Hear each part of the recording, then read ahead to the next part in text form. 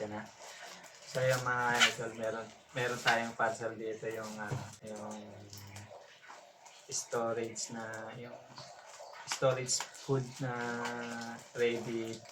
Kahit saan mo pwedeng dalhin, doon mo siya pwedeng lutuin, gano'n. Hindi mo na kailangan ng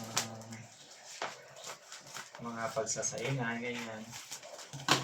Ito, chinek out ko to kung talagang legit. So, ayun. So, yun muna natin itong bigas saka konti. Yun muna natin dito. Siguro to talagang sukat na to, nakasukat na siya. Yung butas, wait lang. Pagkalagay natin ganyan, tapos itong tubig, makikita mo yung ito na uusok, tapos kukulo. Lagay natin dyan.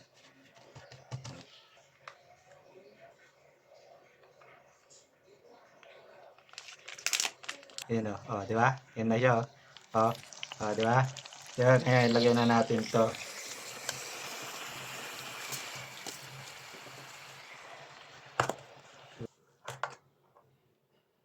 Oh, oo, legit na legit. Kanin na kanin, no? Oh. Sarap. Sarap ng lasa. Yan, no? Oh. Ang lambot ng kanin. Saktong-sakto yung tubig talaga. Talagang sukat na sukat siya. Tapos ito, tingnan natin. Ito yung beef yung beef Milo.